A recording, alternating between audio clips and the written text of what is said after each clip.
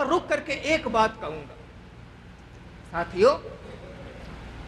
कुछ लोग दिल में मुनाफकत भरे होते हैं, खबासत। ईमानदारी से बताओ कौन कौन है जो सारे सहाबा को अच्छा समझता है? हाथ उठाकर।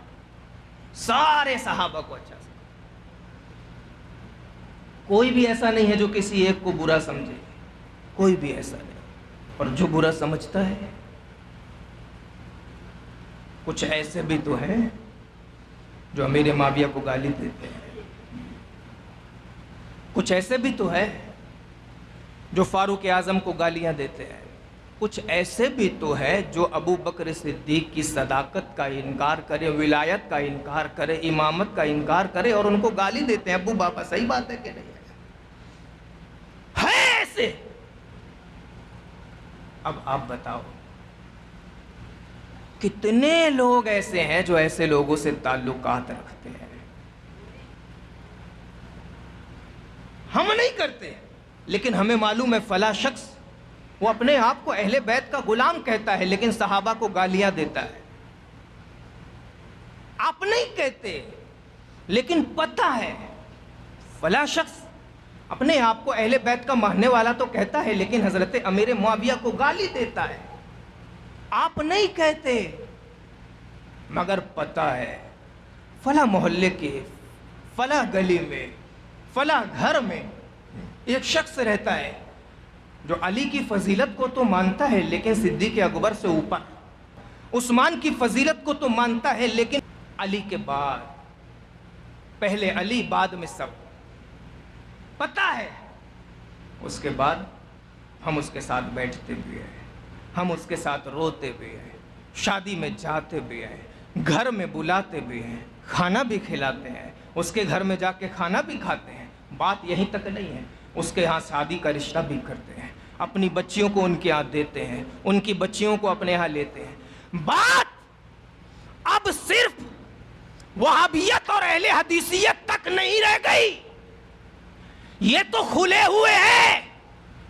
लेकिन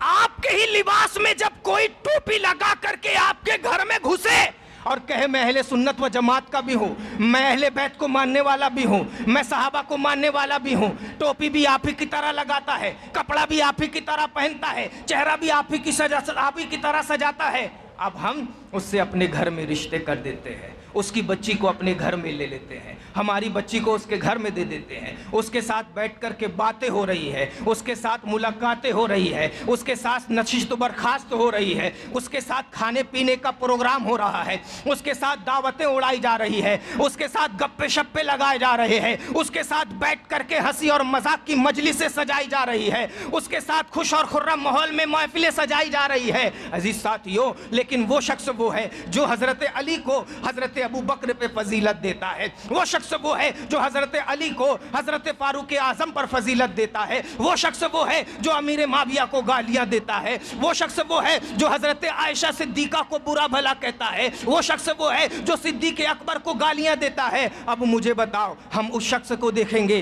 कि दीन को देखेंगे, उस शख्स को देखेंगे कि शरीयत को देखेंगे, उस शख्स को देखेंगे कि शरीयत मोहम्मदिया को देखेंगे, उस शख्स को देखेंगे या अल्लाह का वादा देखेंगे? जाहिर सी बात है हम अल्लाह का वादा देखेंगे, और अल्लाह का वादा यह है कि जिस तरह मैं अबू बकर को बख्शूंगा उसी तरह अमीर माविया को बख्शूंगा, जिस तरह मैं फारूक को बख्शूंगा उसी तरह अमीर माविया को बख्शूंगा, जिस तरह मैं तमाम सहाबा को बख्शूंगा उसी तरह तलहा को भी बख्शूंगा, उसी तरह जुबैर को भी बख्शूंगा। जब अल्लाह रब्बुल इज्जत ने मग़फ़िरत कुरान पाक में बयान कर दी, तो बड़ा किसी दुनिया के बादशाह को या आम शख्स को क्या हक पहुंचता है कि जिसे खुदा बख्श दे ये उसे गुनहगार बताए, जिसे खुदा माफ फरमाए ये उसे गुनहगार बताए, जिनके लिए खुदा जन्नत में दुखूल का मुज़्दा सुना दे ये गुनहगार उन जन्नत वाली शख्सियतों को गुनाहगार बताए। इन्हें बड़ा कहां से हक पहुंचता है?